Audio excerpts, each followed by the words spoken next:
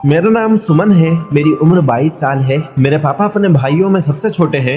मेरी माँ के साथ इस परिवार के लोग बहुत घरेलू हिंसा और अत्याचार करते थे, इसलिए मेरी माँ मेरी शादी के लिए ऐसा लड़का ढूंढ रही थी जिसके माँ बाप ना हो और वो अकेला हो। फिर बहुत सारा रिश्ता देखने के बाद आखिर माँ के मन के मुताबिक ऐसा लड़का मिल गया। उस लड़के के माँ बाप इस दुनिया में नहीं थे। वो अकेला भाई था और उसकी छोटी बहन थी। लड़के का नाम आयुष था।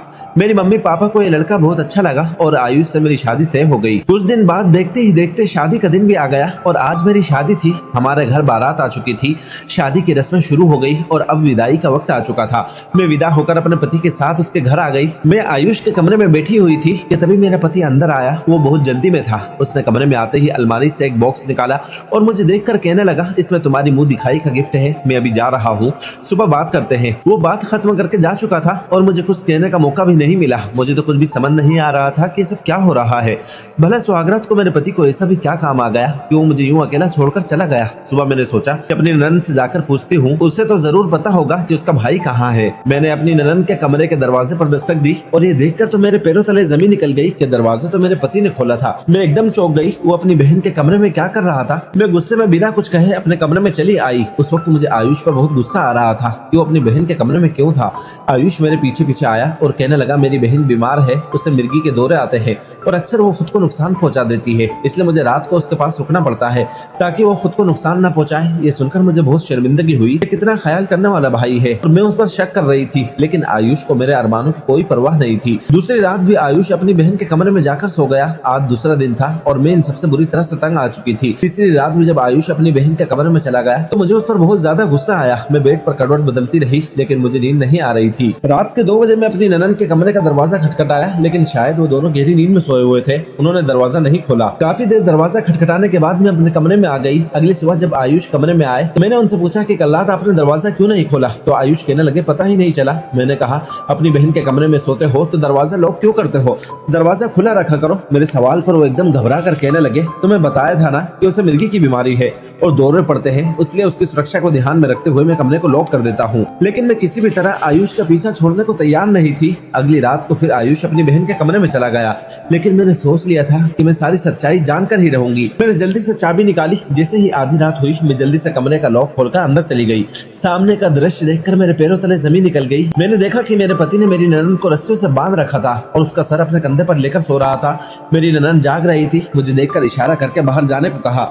मैं उसे देखकर दंग रह गई। मुझे पूरी रात नींद नहीं आई। मेरे दिलो दिमाग में हजारों सवाल चल रहे थे। सुबह होते ही मैंने अपनी ननद को अपने कमरे में बुलाया और उससे पूछा कि रात को जो कुछ मैंने देखा वो सब क्या था। मेरी ननद मेरी बात सुनकर रोने लगी और कहने लगी, जब से मम्मी और पापा इस दुनिया से गए हैं तब से मेरा भाई मेरे साथ ऐसा सलूक कर रहा है। सारी प्रॉपर्टी पर अपना हक समझता है और रोज मुझसे कहता है कि अपने हिस्से की दौलत मेरे नाम कर दे।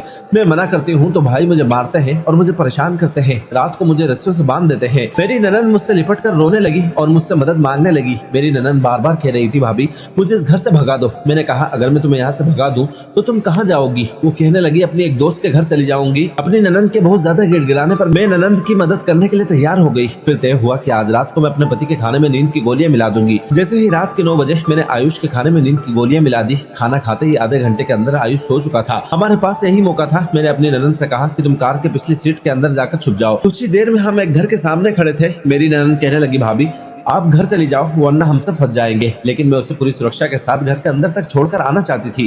तभी उस घर का गेट खोलकर एक लड़का बाहर आया। मैं उस लड़के को देखकर चौंक गई। ये तो वही लड़का था जिसको मैंने अपनी शादी वाले दिन अपने ननद के साथ देखा था। मेरी ननद गाड़ी की दूसरी तरफ से निकलकर मुझसे कहने लगी, भाभी ये मेरे दोस्त का भाई है, मैं अंदर जा रही हूँ, अब आप घर जाओ। लेकिन मुझे कुछ गलत होने का अंदेशा हो रहा था।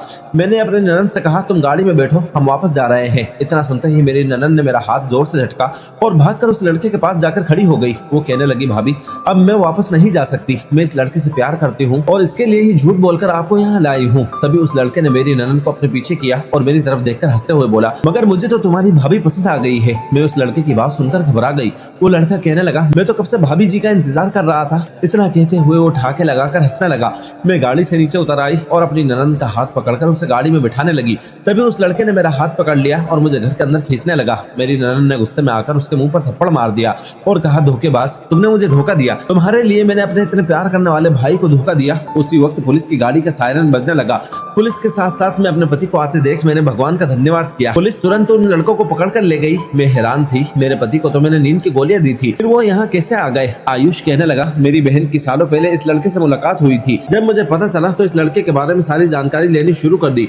अगर ये लड़का ठीक होता तो मैं अपनी बहन की शादी खुशी खुशी इस लड़के के साथ कर देता, लेकिन मुझे पता था कि ये लड़का धोखेबाज है और कैरेक्टर का गिरा हुआ है। मैंने अपनी बहन को उस लड़के के बारे में सारी सच्चाई बताई, लेकिन मेरी बहन ने मेरा विश्वास नहीं किया, उल्टा उसकी बातों में आकर मुझ पर ही शक किया और घर से भागने की प्लानिंग करने लगी। तब तक मेरी शादी का दिन आ गया था, इसलिए मैंने उस पर सख्ती की और कमरे में उसे बांधकर सोने लगा, क्योंकि ये एक बार भागने की कोशिश कर चुकी थी। उसने जो कुछ भी तुम्हें बताया है वो सब झूठ है। कल जब तुम दोनों प्लान बना रही थी तो मैंने सुन लिया था और फैसला किया था कि तुम लोगों को जो करना है तुम कर लो, ताकि तुम सबको समझ आ जाए। और वो गोलियों वाला खाना मैंने फेंक दिया था। मुझे यकीन था कि ऐसा कुछ जरूर होगा, इसलिए मैं पुलिस को तुम्हारे पीछे पीछे लेकर आ गया। ये सब कुछ सुनकर मैं बहुत शर्मिंदा हो गई।